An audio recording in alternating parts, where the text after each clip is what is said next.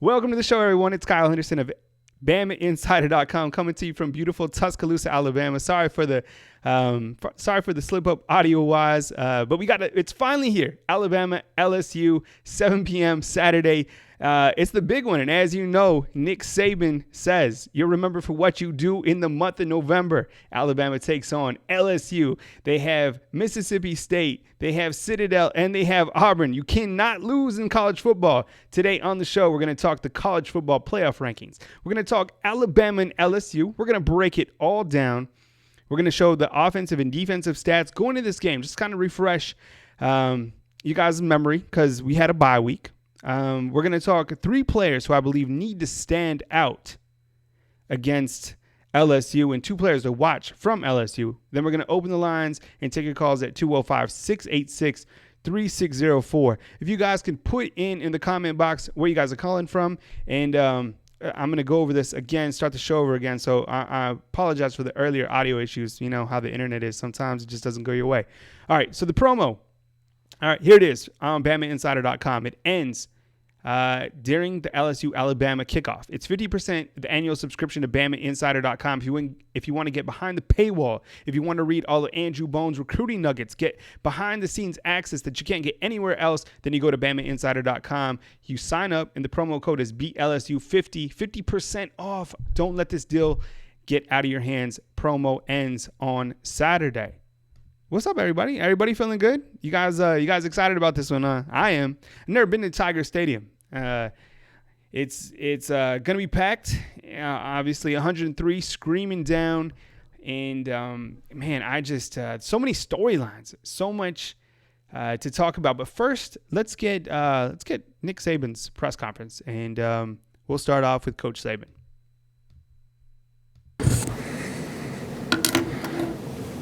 Well, look, the first thing I like to do is I got a lot of messages from a lot of fans, supporters, family, a lot of people that I have really good relationships with. And, you know, one of the bad things about this job is you can't respond to all that stuff, but I do appreciate very much all the birthday wishes. And I guess, you know, a lot of kids will have a lot of fun at Halloween, so we wish them the best too. But, you know, things have gone pretty well for us this week. You know, players are working hard. I've talked before about how important it is this time of year to sort of play your best football, and because it's how you finish that's really going to determine the identity of the team. And I think a lot of that comes in your ability to make some kind of self-evaluation of, I don't think you can improve if you can't self-evaluate. You know, and there's 3 things that you always should be evaluating. You know, what is my effort? Am I putting in what I need to put in to be able to improve? And how do I stay focused, my mental energy and intensity, whether it's a meeting, whether it's watching film, whether it's practicing, whatever it is. And then do I know how to do my job? You know, what to do, how to do it, why it's important to do it that way, and then, you know, technically go out there and do it. Because in games like this, you know, they usually come down to which team executes the best. Blocking, tackling, you know, playing together as a unit, people staying in their gaps, everybody doing what they're supposed to do, playing with discipline, maintaining your poise, responding to adversity. So if you can self-evaluate, you know, you can really stay in the moment, I think, a little bit better, and it also helps you to improve. So, you know, I think the players understand, you know, what they're playing against, who they're playing against, and the quality of team they're playing against, and they're working hard to get ready. We'll start over here on the right with Ben. I was just curious what you've seen from your punters in practice in the last couple of weeks here. You know, both guys are really improved. You know, Skylar has improved. Mike has improved. Both guys have improved. So hopefully that'll carry over into the games, and we can, you know, improve our consistency in that area to some degree. Coach, we're on the left with Michael. You talked Monday about the evolution of LSU's offense. So what have you seen different from their defense this year, and where have they evolved? I don't think they do a lot of things different. I think they do things really, really well. I think they understand their scheme. I think they have a really good scheme. I think their players play the scheme well. They have a great understanding of what they're supposed to do. They have a really good third down package in terms of, lots of different guys dropping different places, different guys rushing, mixing up zones and mans. And their players, they got good players, and their players do a good job of executing and playing together, and they don't make a lot of mental errors. So I don't think it's a different scheme. I just think they do a really good job of executing it. All right, that was Nick Saban, and you can listen to his full press conference. You can watch his full press conference on BamaInsider.com. Will someone keep updating that UCF and Temple score in the comment box? Interested to see what happens with that one and see if the Golden Knights will finally go down. So if someone can keep us updated on the score while we do the show, and then after the show, I'll, of course, be watching that. And thanks for joining us, by the way. I am really excited about this week. This weekend, tomorrow, I'll be headed to Baton Rouge with our team writer, Tony Tsoukalis, and we'll be bringing you coverage from Baton Rouge as Alabama takes on LSU. And as you know, LSU was just ranked number 3 in the college football playoff rankings, and I want to talk about those now. What were your thoughts on the college football playoff rankings? Those are the only rankings that matter. You have the coaches poll, the AP poll, which are fun to look at, but the committee determines where these teams fall in the playoffs. And of course, it's a long way to go before the college football playoffs take place. But the initial rankings look like this. Alabama at the number 1 spot, obviously. Number 2, Clemson, 8-0, led by a freshman quarterback, and Trevor Lawrence, who's balling out, having a big year. Clemson, you can look at their schedule and say, who have they played, right? I know a lot of people question Alabama's schedule. LSU at the number 3 spot. They got a pretty good resume when you look at it. I mean, they beat Miami when Miami was ranked. They beat Auburn when Auburn was ranked. They beat Georgia when Georgia was number 2. It's kind of interesting. They got Auburn and Georgia at Tiger Stadium. I mean, LSU's schedule has fared well for them, and Ed Orgeron doing a fantastic job. Notre Dame at the number 4 spot, 8-0 on the season, and Notre Dame has beaten Michigan head-to-head. There you got Michigan at the number 5 spot, and then number 6, you have Georgia, who just has 1 loss. Long way to go from the college football playoffs, but there you have it.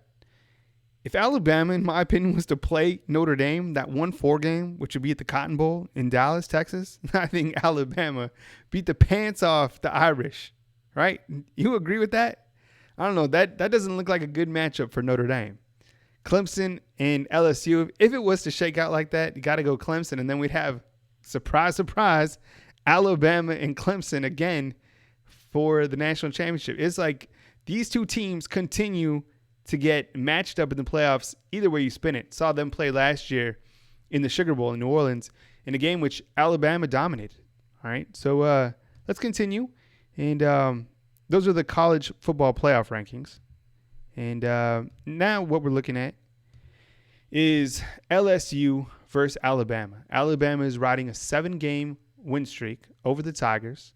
Last year, if you can remember, Alabama beat LSU 24-10. The year before, 10-0. 2015, 30-16. Our team writer, Tony Tsoukalis, has a great feature. It's the rivalry rewind, highlighting some of the top games between these two teams in recent years. And there's been some good ones, but Alabama has continued to dominate this series as of late. Now, if LSU does defeat Alabama this Saturday, they'll be the first team since 2011 to beat Alabama. That was back when Les Miles was coaching for the Tigers. All right, so there you have it, the history. Alabama riding that 7-game win streak.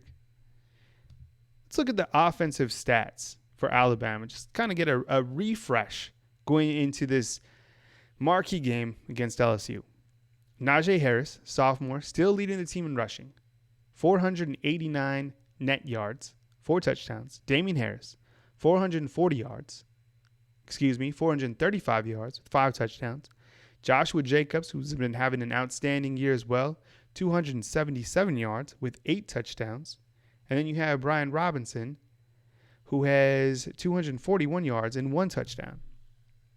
Passing-wise, of course, Alabama is led by Tua Tagovailoa, who has an incredible efficiency percentage of 238.84 70% passing on the year, 2,066 yards with 25 touchdowns and 0 interceptions. Give him the Heisman, right? It's pretty incredible the year that he's played, and he hasn't even played in the fourth quarter. Now, it's going to be a game-time decision to find out the health status of Jalen Hurts. To be honest, he didn't look close to 100% this week. Remember, he had the surgery on his ankle, and this week, I'll just be straight, didn't look like he was moving like Jalen. So let's label him as questionable against LSU. Now, that's a big deal because Tua hasn't had to play in the fourth quarter. Now, you do have Mac Jones, the redshirt freshman, 2 for 7 on the season with a 94-yard touchdown pass. But can you imagine if Tua has to go out and Jalen can't play and Mac Jones steps in? Tiger Stadium, 103,000 screaming fans. That'd be tough. Jerry Jeudy leads the team in receiving, 31 receptions, 777 yards. Henry Ruggs next on that list, 24 receptions, 444 yards with 7 touchdowns. Irv Smith, 22 receptions, 384 yards. Now looking at the defensive stats. Thanks for joining us, by the way, on BamaInsider.com. Kyle Henderson coming to you from Tuscaloosa, Alabama. Deontay Thompson having a fine season. 47 tackles, 2 interceptions. Dylan Moses, like the play of Dylan Moses, always balling out. 42 tackles. Xavier McKinney. Saban had a lot of high praise for McKinney, rightfully so. Kid's been balling out through 8 games, 36 tackles. Mac Wilson, 34 tackles. Quinnen Williams, who is the midseason defensive MVP, no question, 33 tackles. 9 quarterback hurries. Raekwon Davis, 27 tackles. It's kind of interesting that Raekwon and Quinnen don't have that many sacks, right? But Isaiah Buggs, he does. 8.5 sacks, up there in the SEC leaders. Shaheem Carter having a very good season, 2 interceptions. Savion Smith actually leads the team in interceptions with 3.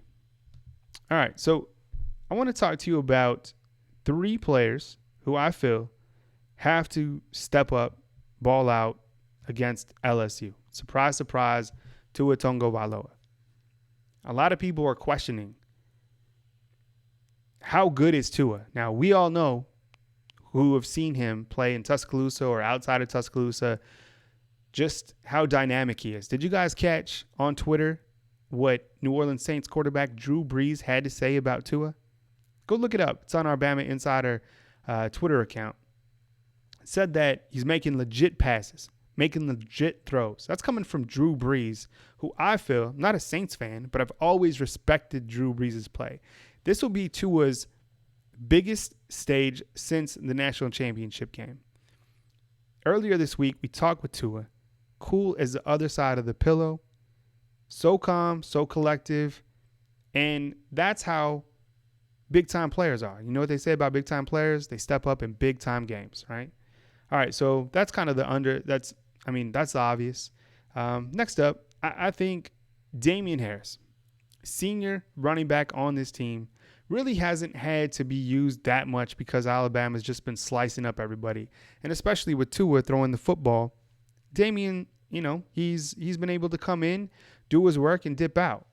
But this Saturday, I feel like Alabama is going to really utilize this young man and showcase his NFL talents. Damian Harris has a very high ceiling. He's very talented, and I think he's going to prove on Saturday night against a lot of good running backs that are going to be on the field just why he's the best running back and one of the best running backs in the entire country. All right. Next up, surprise, surprise, Quinnen Williams. The ability of Quinnen Williams to get after the quarterback has really propelled Alabama's defense this season. LSU's quarterback, sometimes to a fault, Joe Burrow, stays in the pocket. Been watching a lot of film on LSU. Sometimes he stays in the pocket, which is great. He can make his reads downfield, but sometimes he stays in the pocket too much to a fault. And you could have Quinnen Williams, who has 9 quarterback pressures, as we just talked about, getting to Joe Burrow. I think Alabama's defensive line is they're gonna have their hands full with LSU's offensive line. LSU's got a very good offensive line, but I think this young man right here, Quinnen Williams, will be a difference maker come Saturday night. Now, Nick Brossette, from LSU. Very talented running back. Watched a lot of film on him. Big, powerful back that can get the football 17 to 20 times per game. Have another running back in the backfield that is similar to Josh Jacobs. Now, these running backs probably aren't as talented as LSU has had in the past, but they're still really effective. Now, you got to think that LSU wants to play ball control against Alabama's high, potent offense. So if they can sustain long drives, that's LSU's best chance. And by the way, LSU has in my opinion, one of the best field goal kickers in the country. I mean, they get in the red zone, boom. It's a field goal. It's points on the board. There's another young man who I feel he's LSU safety. Grant. Let me get the correct Grant Telpit. Check out film on this young man. I mean, he's a player. He'll come off on safety blitzes. He makes plays on special teams. He's a ball hawk in the secondary.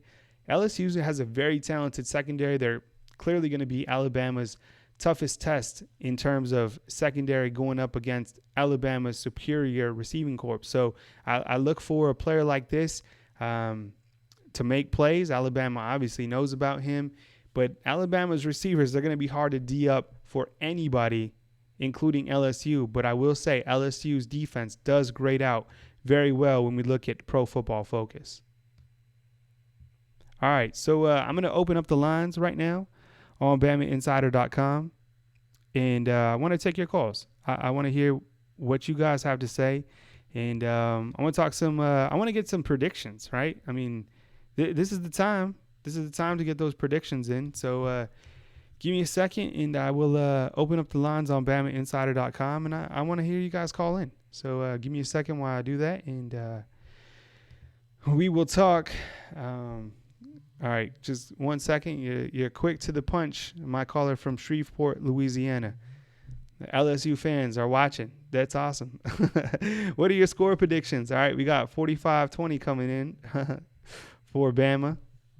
And I want to know this. How many touchdowns is Tua going to throw on Saturday? And will he throw a pass in the fourth quarter? All right, give me 1 second while I open up this line, and I'll get you guys on the show. All right, please call in. It's your show. And line is open right now on BamaInsider.com. Go ahead. And this game is all right, just like that. Here we go. All right, good evening. Good evening. You're on the line with Kyle Henderson. Who am I on the line with, and where are you calling from? This is Dustin, dude, from Mississippi. Hey, what's up, buddy? How you doing tonight? I'm good, man. How are you, Kyle? Hey, I'm good, man. Sorry about the audio issues earlier, man. No offense. How is what do you think about this game, man? I mean, it's finally here. Alabama, LSU. Go ahead, man. Let us have it. Man, I just can't see any way that LSU is not going to get smoked. I mean, I'm not the most confident person when it comes to these games, but I mean, I just don't see any way that, number one, Burrow, I just don't see how he can do with Tua, number one, you know. And also, I mean, this offense is just something special. I mean, this is an NFL offense.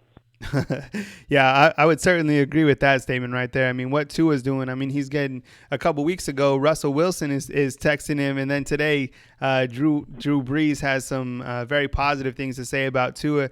Now, let me ask you this. How much does an environment like Tiger Stadium play into this matchup on Saturday?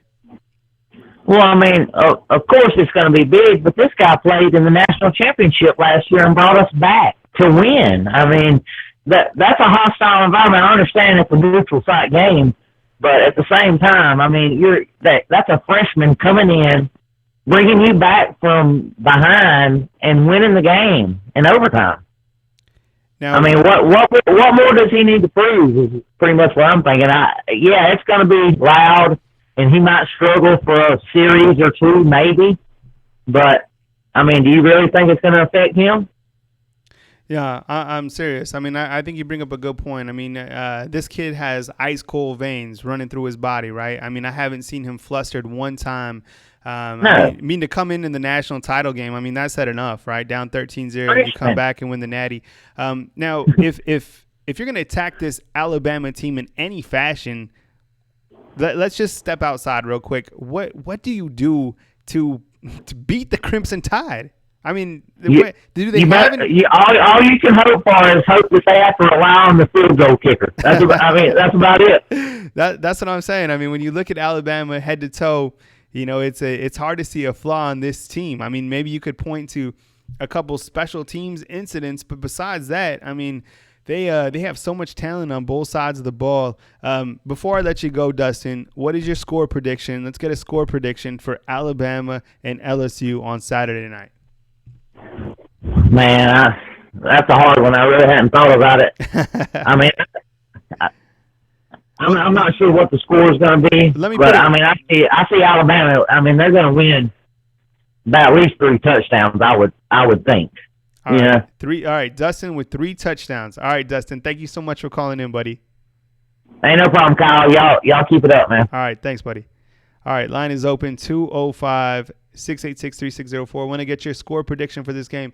Vegas has Alabama as a 14-point. I think it might even move to 15 points on Saturday night. And as you know, Vegas doesn't miss often. All right, good evening. You're on the line with Kyle Henderson. Thanks for calling. Who am I on the line with and where are you calling from? Hey, this is DJ from Ohio. DJ, what's up, DJ? How you doing, man? Hey, I'm doing pretty good. How you been? DJ, I know you watched the recruiting show just a while ago. You're watching our show tonight, man. DJ loves Alabama football, right, DJ? I mean, oh man, I love that recruiting. I love everything about Alabama football. This is DJ. DJ's just eating it up, right? Eating it up. Oh yeah. So what you got, DJ? Huh? What you got, man? You're on the show. Go ahead. Hey, I think like the other colleague said. What happened to DJ? Just not LSU, just the whole country. And I don't think they could do nothing with this offense we got.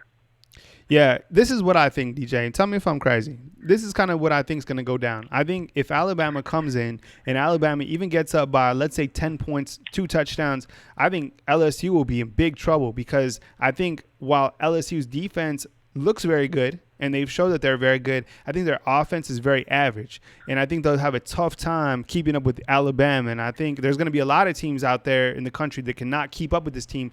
But particularly this LSU team, I just do not believe that they have the offensive firepower to match up with Alabama. Am I right?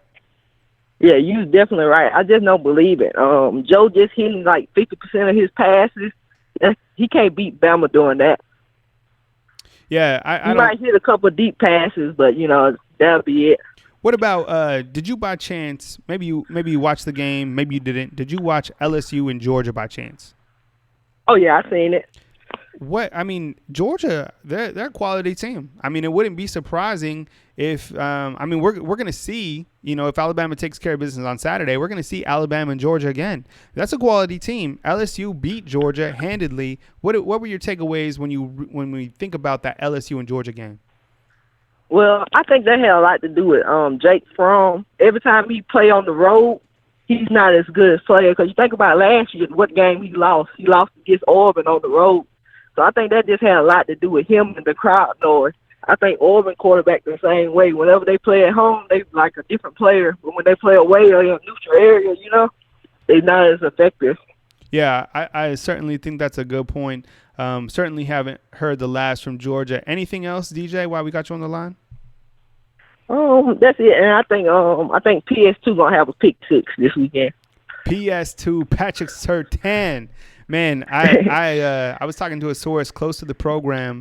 Actually, last night, Halloween, said that Patrick Surtain, big time player with NFL talent written all over him. Not surprised to hear that, but to hear it from someone close to the program, I mean, I think we all can attest that Patrick Surtain is a big time player. Can you imagine, DJ, if Alabama would have got Patrick Surtain and Tyson Campbell? Oh, that would have been crazy. I thought we were going to do it, too. I know. They would have probably both been starting at corner, right? I mean, you got to think they probably would have. Yeah, that would have been sick. I know, man. All right, DJ, thank you so much for your support, man, and thanks for calling in, all right? All right, thank you, and you take care. Yeah, you too, buddy. Bye. DJ. Man, I like to hear from DJ. He's a premium subscriber, too. 205-686-3604 is the number. Call in. I want to get your score prediction for this matchup. between Alabama and LSU. All right, good evening. It's Kyle Henderson. You're on the line. Who am I on the line with, and where are you calling from? What's up, Kyle? This is Jared from Buffalo. Hey, man. I love my Buffalo calls, man. You always bring it. What's going on? First of all, how was your week? Productive? You know, I'm just gonna say this. Yesterday, Halloween. You wouldn't think there would be a lot of Louisiana natives here in Buffalo in the coast city. No way. The place where I live, because I live in Tonawanda, the place where I live at is a whole entire block full of LSU fans. What? And and I should have took a picture of it, but right around my block, maybe I'll walk outside. I'll probably take a picture of it. I'll maybe send it to, maybe I'll tweet it out. But there's a flagpole of hashtag free Devin White. Someone actually hung that up. Now I don't know if the police will take it down, but they actually wrote that. And I'm taking my little cousin out. I got my Marcel Darius jersey. It's not even Alabama. It's just a regular Bills jersey with, because Marcel Darius is one of my favorite players. And, I got my neighbors, which are 70, 80 years old with that strong Louisiana, accent. they cussing me out. And they telling me, oh, LSU, we going to get our revenge November 3rd. I'm like, oh, God. So the rivalry, LSU fans hate I can't believe I'm saying this. I think LSU fans hate Bama more than Auburn fans do. They despise Bama fans. It's crazy, especially with this entire conspiracy with the Bama privilege, and how Alabama pretty much gets away with everything, and how we got the referees in our back pocket. That kind of crap. I hear no other fan base saying that but LSU fans. But this game, Kyle, I think this is going to be a good game. I'm going to be honest. I know Bama fans, hopefully don't get mad at me. I know everyone's saying that we're going to win by 3-4 touchdowns. I think Bama will win the game 31-17, but I think Bama will go for the throat because Devin White is their most important player. He's not playing for the first half, and not only is he the signal caller, he's their best blitzer. He's the type of player that Aranda loves to send out, and he loves to they love to charge him up the two gap. They like to just mess around with him and try to get centers and the quarterback, confused and try to mess up the communication because Devin White he's just such an intelligent player and he knows how to free up other defenders to try to get them to go after the quarterback, but he also can do it himself. So missing him and then having, I think, McQueen replace him, I think Bama will go for the throat early, and I think they have to do that. Now, if Bama in halftime, if they're up by a touchdown or maybe I think 10 points, I don't think that's going to bother LSU. I think that's going to fire them up because all week, Alabama's been hyped up and saying, "Oh, we're the best team ever, best offense in the nation," and they only put up 10 points on us without our best player. I think they're going to be a little riled up. I think they'll be fired up. So I think Bama, they have no choice but to go at the throw at LSU and try to get those 3-4 touchdowns and try to get maybe 3 touchdowns. If they're up by 3-4 touchdowns, I think the morale is over. It's a wrap. Even if LSU comes out firing in the second half and starts scoring some touchdowns, again, you say yourself, they don't have the offense that can keep up. Joe Burrow has only completed about 53% of his passes, 8 touchdowns, only 3 interceptions. The running game, it's okay, but Alabama's defensive line with Quentin Williams, I think they'll do a nice job at that. And the history has always shown whoever stops to run more often will win the game. Whoever has more rushing yards will win the game. And I think that's also just for my last point. I think no one's talking about this. People forget that we don't have that. We have a running game. We have 4 capable running backs, and arguably one of the best offensive lines in the country as far as run the ball. So we have that balance. So we're not going to be passing the ball all game long, but it's going to be balanced. We're going to be passing the ball. We're going to run the ball. And with Devin White not being gone, especially for him being responsible for, I think I looked up his stat. I think around 82% of their 82% of the plays, whether if it's run and pass, that's a huge loss. So I think Bama will go for the throat, and I think they'll come out firing. I think they can score about maybe 21, 28 points in the half. I think maybe with Devin White back, I think they're a little fired up, but I think Bama wins the game 31-17. 31-17. There's your score prediction. I'm kind of surprised after all the stats that you brought that you would have it 31-17. I was kind of feeling like you might have like a 31, like 14 or something like that. I will say this. I do think LSU, I mean, they're going to get on the board just because they have a tremendous field goal kicker as well. I mean, I think in that regard, their field goal kicker and their punter is outstanding. They got a very good he's an outstanding punter, honestly. So from that perspective, but man, you brought it with the stats. Man, very, very good calling. If you guys are listening, call in like this. Have the stats ready in front of you. That was good, man. That was good. I'm so glad you brought the fire. I am surprised about the LSU flags up in Buffalo. That's I didn't expect that. It's Louisiana. It's like Louisiana Junior over here. Like this is just one part of town. Like there are other portions throughout the city which are it's LSU Nation, and I'm like, how? Like why? Like how is this? I don't know if it's because like it's like hibernation season or something. I don't know what it is, but it's LSU Junior over here for some reason. Hey, thanks for calling in, man. Please call again next time. We'll have our next show on Sunday, and we'll break this game down. All right. All right, Kyle. Have a good day. All right, take it easy, buddy. All right, call in number 205-686-3604.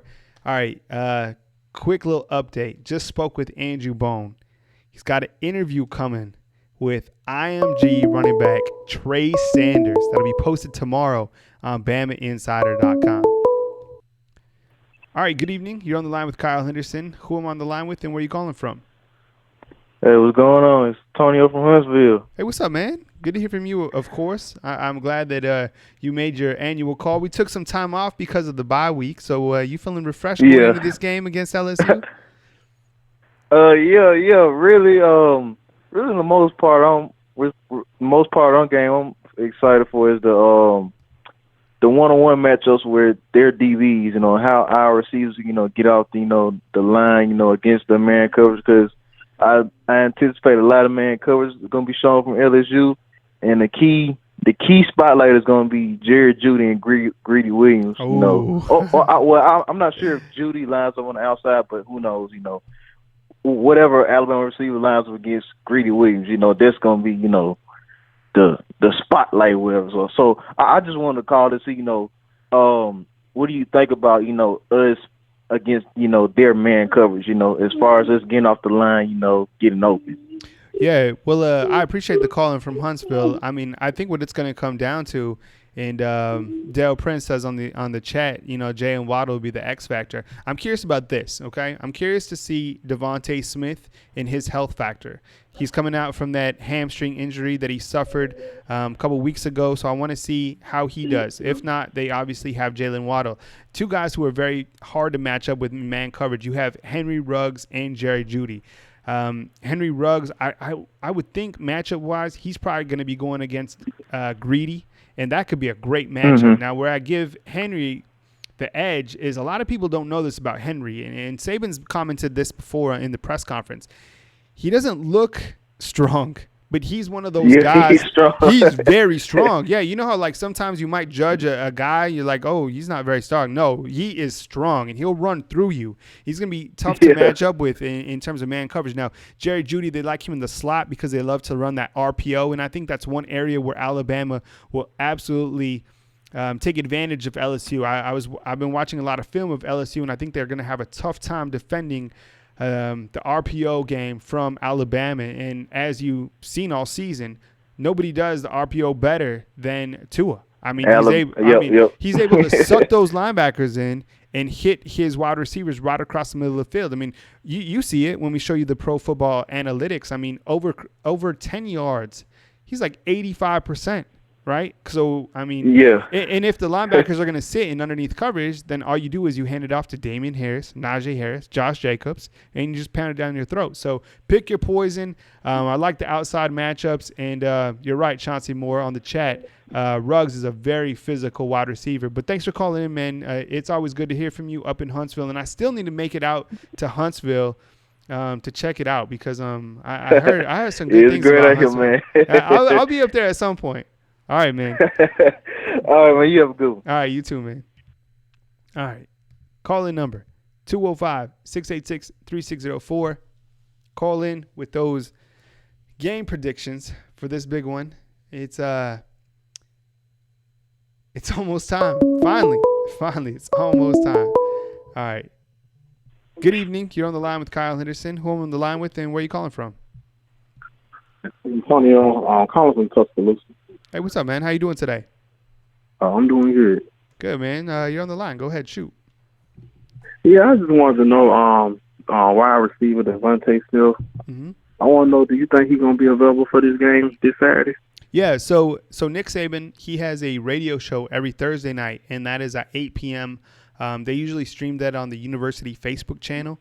They do that. It's a show from Bomb Hours. You've probably heard of it. Anyways, Saban was asked about Devontae Smith's status, and he said that he's close to 100%. Close to 100%. Perfect, right? So that means to me he's good to go for Saturday. Now, as I said earlier in the show, I still think Jalen is questionable for this game. I mean, it didn't seem like he was moving very well this week. I know he's only the backup quarterback, but he plays a pivotal role because he can come in, and give Tua a blow. If it's late in the game, I mean, the more effective Tua can be and the less he can be on the field is better for Alabama fans, right? I mean, he's the star of the show. So keep Jalen on the questionable list, but I think Devontae Smith is good to go for tomorrow night, or for Saturday night, sorry.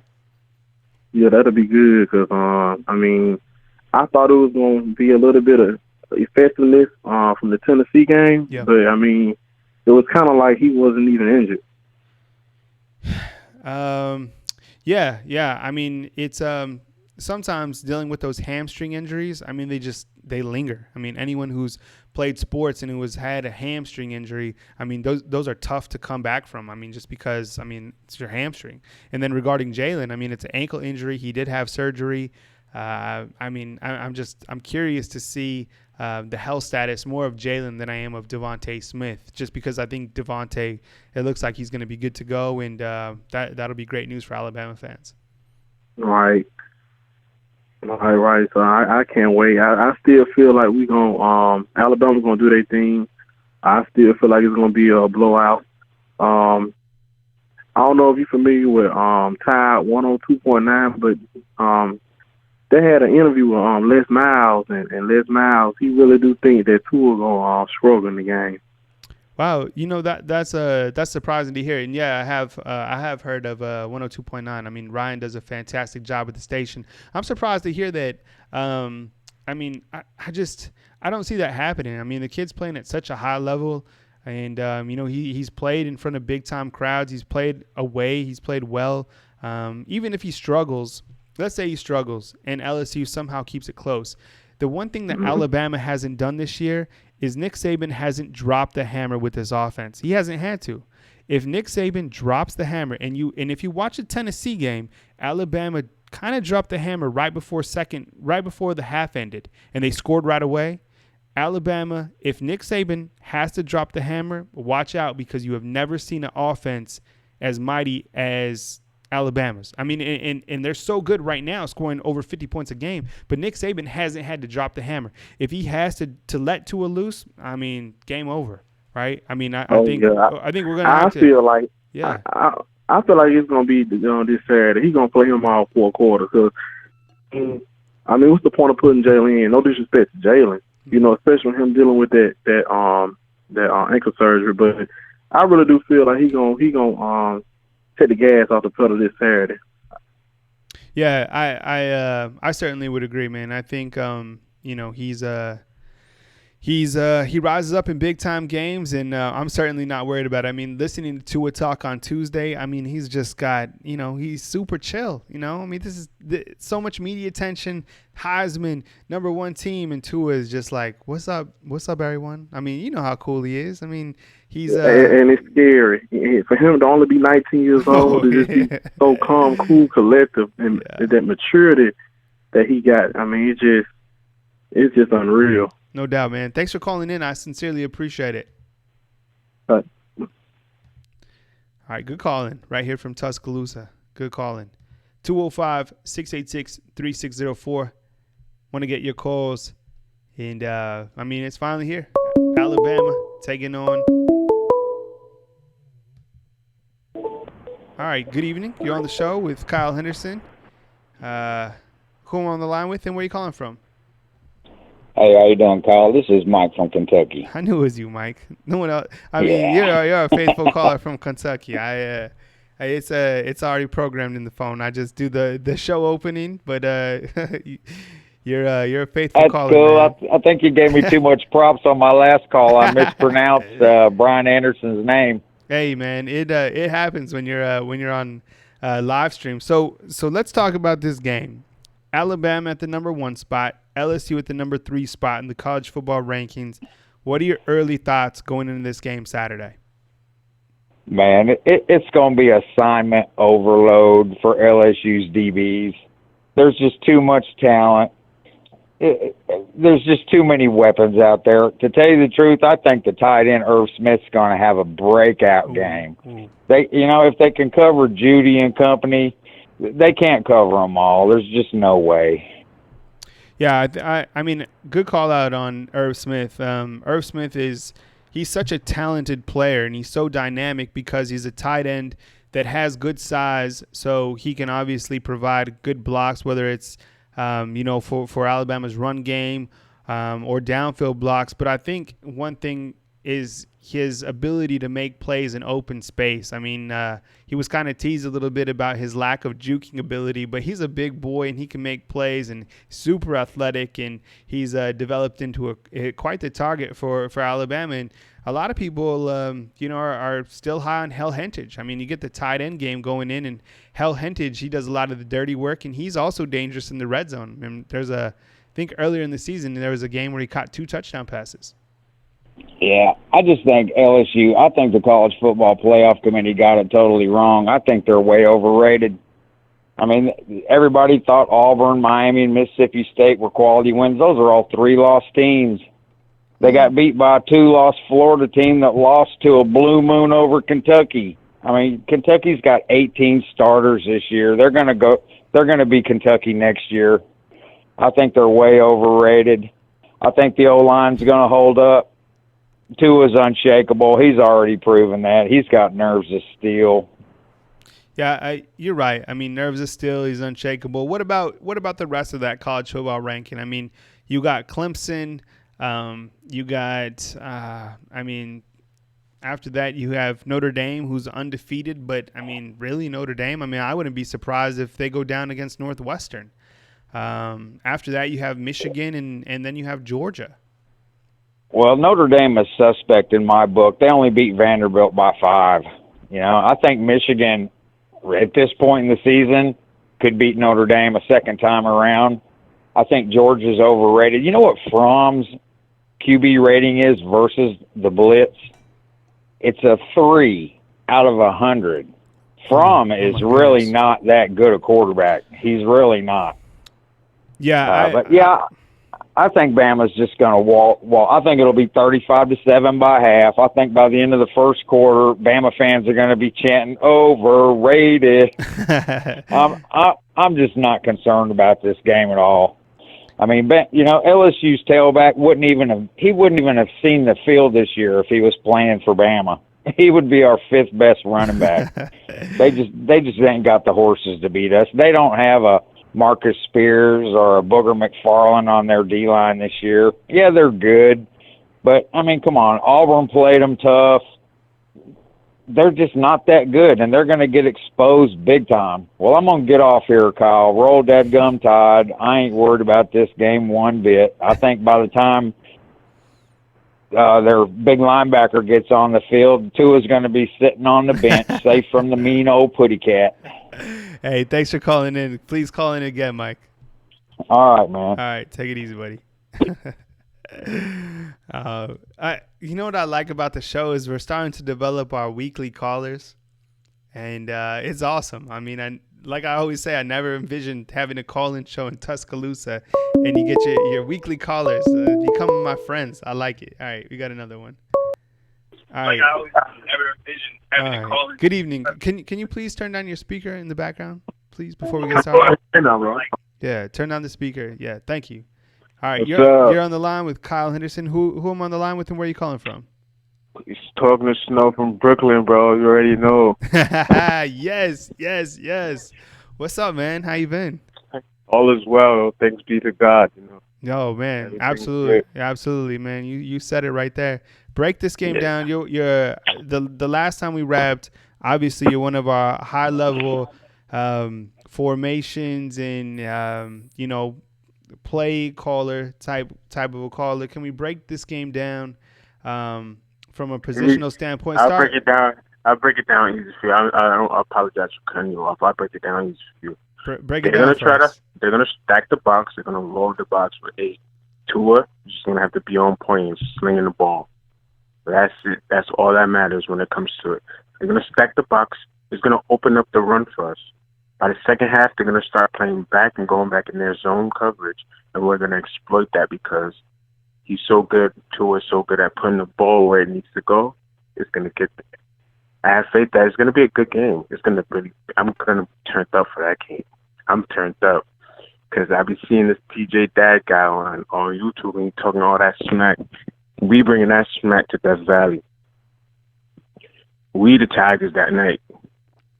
What do you think about LSU's secondary? They grade out very well on Pro Football Focus. Yeah. Keep on. I mean, they got Grant Telpit, who I mentioned earlier in the show, who I got a lot of respect for. They got Greedy Williams, who seems to be very talented. What do you think about Alabama's receiving corps going against the LSU defensive secondary?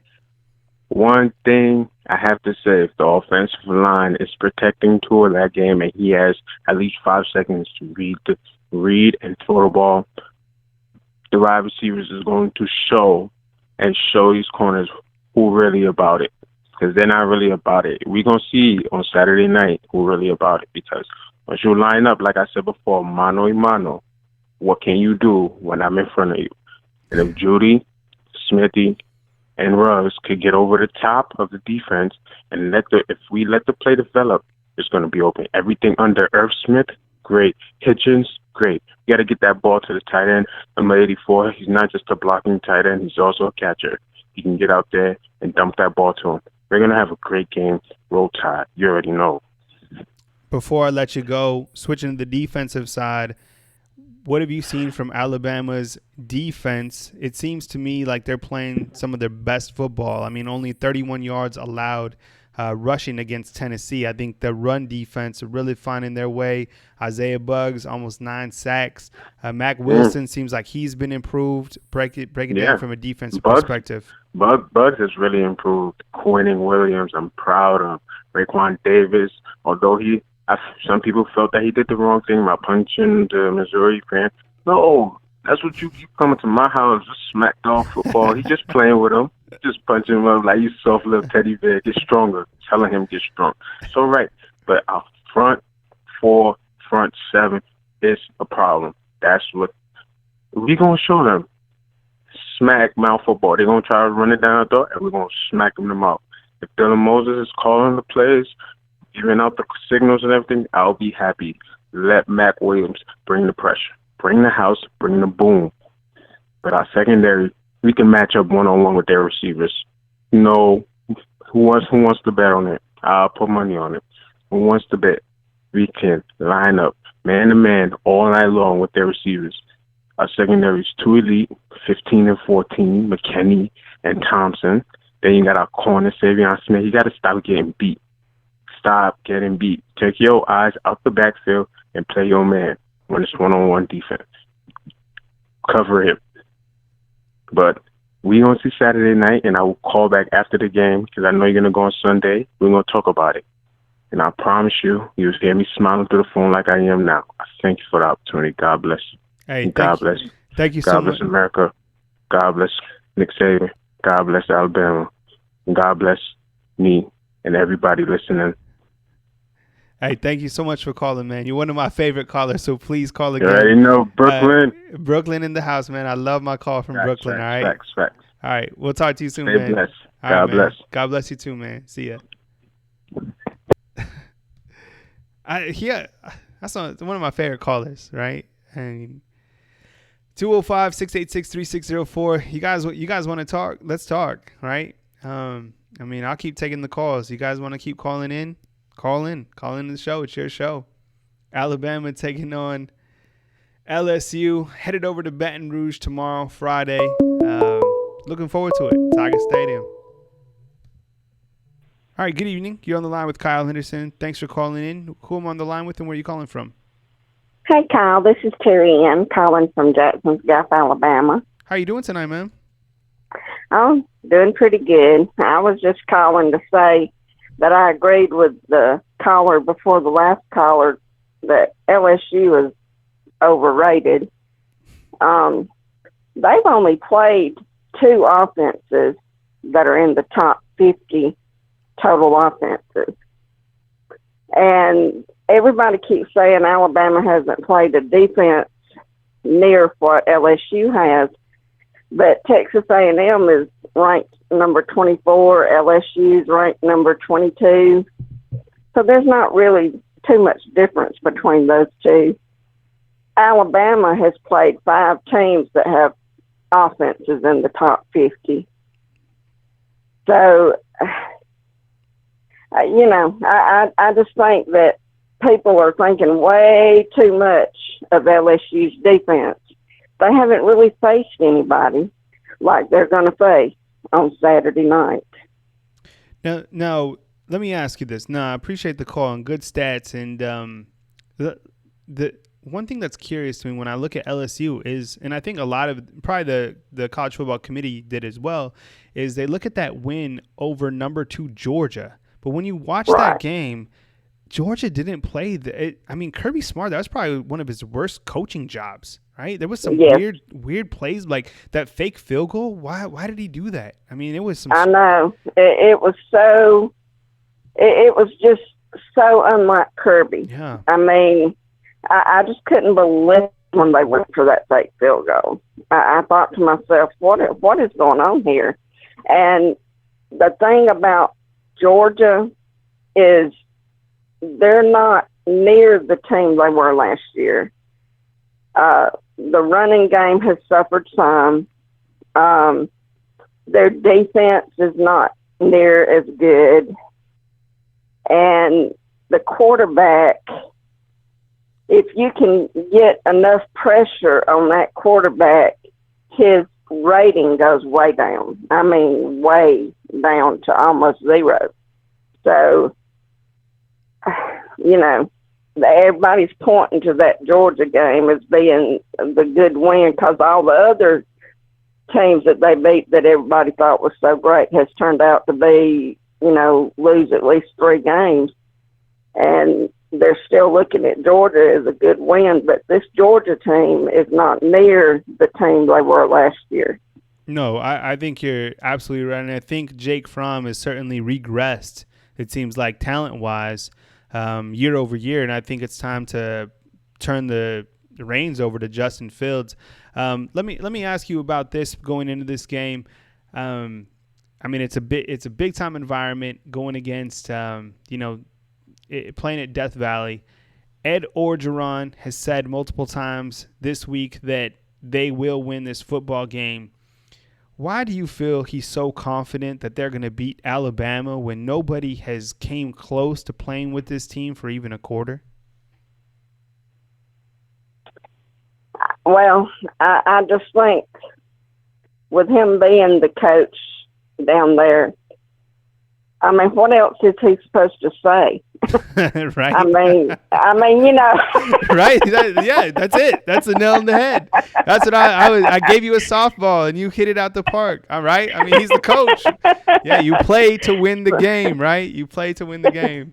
That's right. I mean, he said it all week. I expect them to come. I expect them to play a tough game. They always give Alabama their best game. Mm-hmm.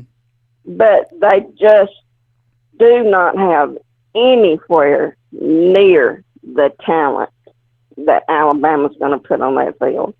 They have not played an offense anywhere near the strength of what Alabama's offense is.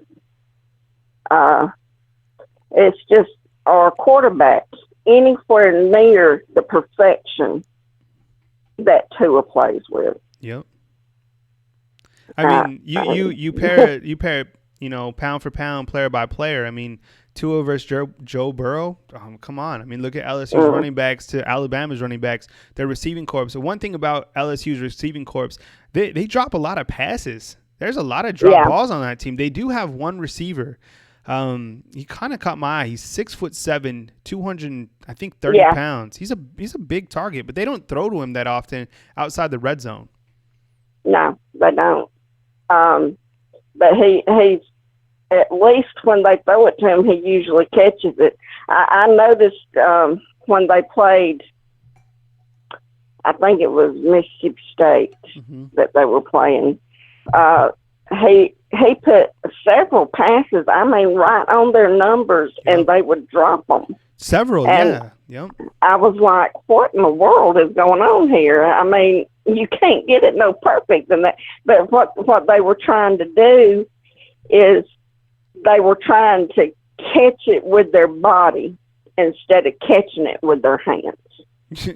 You're absolutely right. I mean, number 2 for LSU. I mean, my goodness. I mean, he was the perfect description of what you're saying. They were hitting him right in his number, and the ball was just bouncing out.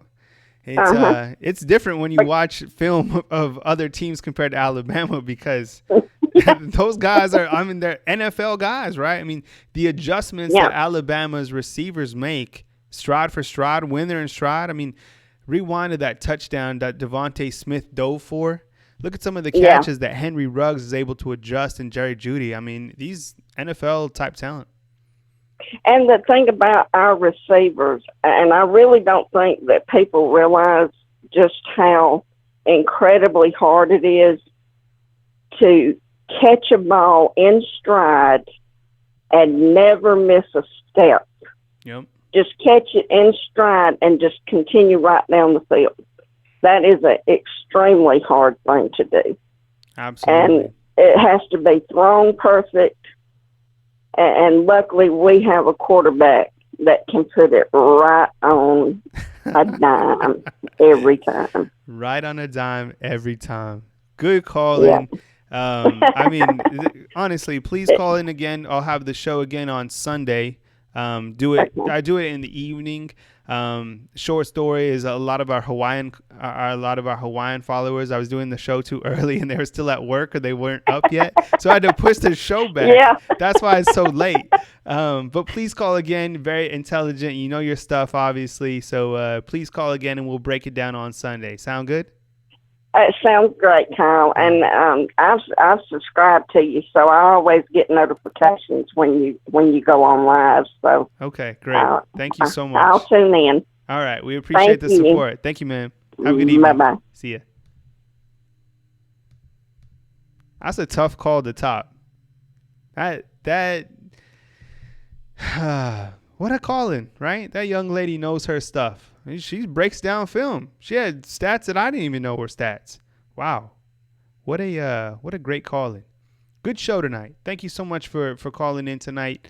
I look forward to catching up with you on Sunday. No, show's still on Sunday, Leon. It's we do it Sunday, and it's actually more of our popular show because everybody likes to break down the game because it's right after the game, real fresh. We got another call in. Nice. Okay. All right. Good evening. It's Kyle Henderson. You're on the line. Who am I on the line with, and where are you calling from?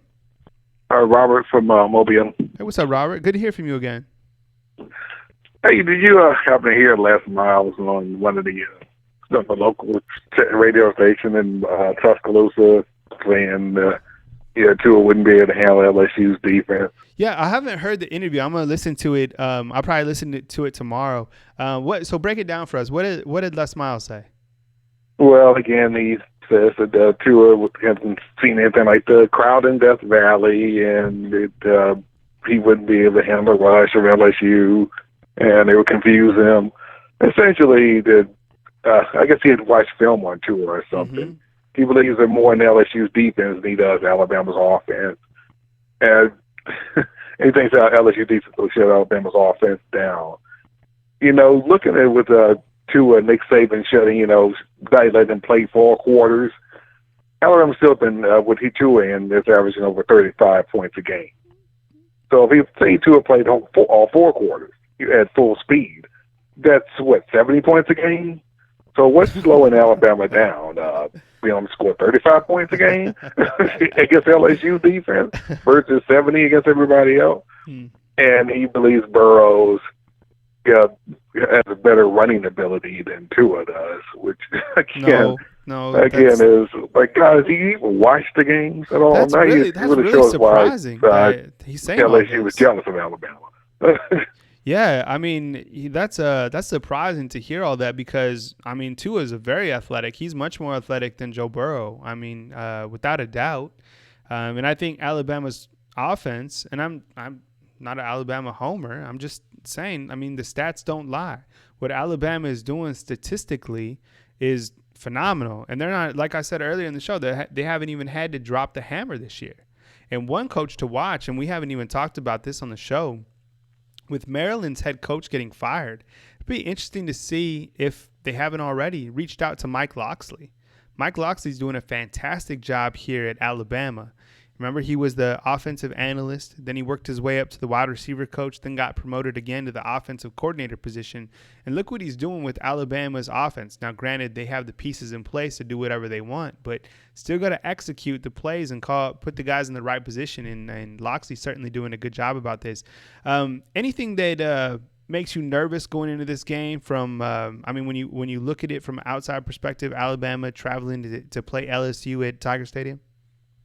Well, I guess the 50-50 balls. I mean, LSU's offensive strategy can only be throw the ball deep and hope something happens. Because they're not going to consistently drive down the field against Alabama. Joe Burrows is just not that capable.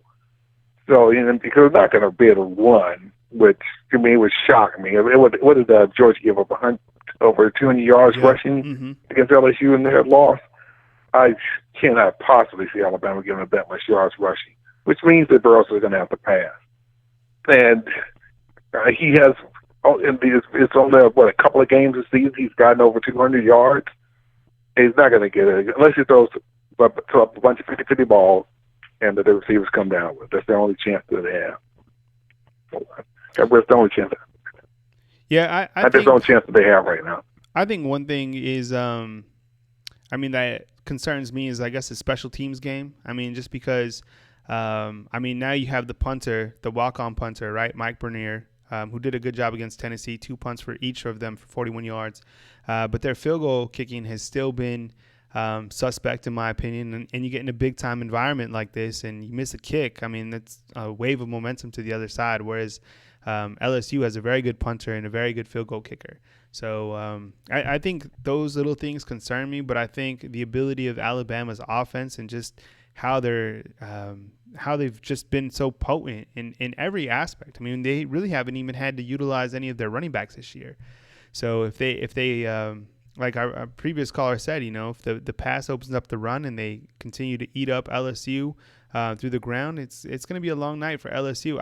I honestly, I don't really make predictions, but I think looking at this game, I think LSU will have a tough time keeping up with Alabama. And if Alabama gets up by 2 touchdowns, I think it could get pretty ugly Saturday night. There's several narratives I'm really tired of hearing from analysts of all types. Is that they're saying, well, we don't know what you will do or how Alabama will respond if they have to play 4 quarters or they have to play in the 4th quarter. They actually told the national championship game didn't happen this year, as a matter of fact. If Tua has to play the 4th quarter, he could be down 13 points. You can spot him against a very good defense, a defense that's just as good last year as LSU is this year. And Devontae Smith and Jerry Jeudy and all the rest of the guys. The only person not there is Calvin Ridley. Yep. But everybody else is there, and they've been in that environment. Now, granted, it won't be as loud as it will be in Baton Rouge, but that's the only difference. The circumstances are still the same. They were behind. It was the 4th quarter. So they've been there, and they've done that. Really, that kind of narrative really has been driving me insane by a lot of analysts who keep saying it. If Tua has to come in the 4th quarter, he's going to do the same thing that he did in the 1st quarter, ball out, right? I mean, he's like he thrives off high-level competition, and we saw what he's capable of against Georgia when his back was against the wall. Dude doesn't feel the pressure. He he's incredible. I mean, we've never seen anything like it. I mean, it's so perplexing. I've never seen this before where a starter has not thrown a ball in the fourth quarter. I mean, it's unbelievable. Season, though. Yeah, it's crazy. Yeah. Real quick before I go, it's kind of, what do you think, will Jalen be able to play Saturday if he has to? A lot of rumors he's saying he can't. I don't know. I mean, to be honest, it doesn't look like he's close to being where Jalen needs to be to go in to play on this game. He looked like he still wasn't putting pressure on that foot. I mean, I would say it's a game time decision. If he's, I would still list him as questionable. I've already said that Devontae Smith looks like he's good to go. But I think, I don't know. I'd be surprised if Jalen gets in there and, we're accustomed to seeing Jalen do his thing. I think he's still a couple weeks out from where Jalen needs to be. So that's kind of another concerning fact is that if Jalen doesn't play and, Tua needs to step out for whatever, and Mac Jones comes in, I mean, that's just a lot of pressure for a redshirt freshman to step into that type of environment. But that'll, of course, depend on what the score is. So I don't know. I mean, regarding Jalen, I think he's still questionable for Saturday. It's kind of a real weird that the narrative when people were trying to justify playing Jalen over Tua was the turnovers that Jalen does turn the ball over and that he doesn't get hurt. Or he stays healthier, and here we are. Tua has turned the ball over, and he's been the healthiest. So it's kind of weird how that worked out. All summer long, we're hearing about Jalen turned the ball over, and we know he's durable. Well, he turned the ball over more than Tua, and now it looks like he's going to miss a game. Yep. So it's kind of funny. Yeah. Okay, guys. All right. Well, thank you so much for calling in. I appreciate it. I know you've called in several times in the past, so please keep calling in. Thank you so much. All right, buddy. All right. Take it easy. All right. Good stuff. Thank you so much for joining us tonight.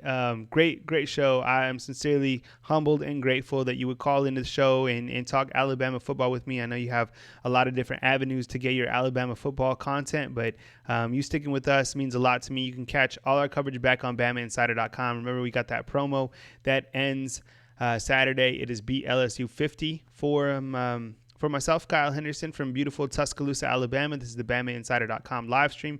As I always say at the end of the show, thank you to our men and women in the United States military, past or present. We certainly salute you and appreciate what you do for this great country. Be good people out there. Be good to each other. Be safe on the road if you are traveling to Baton Rouge and back to wherever you're going. Be safe out there on the roads.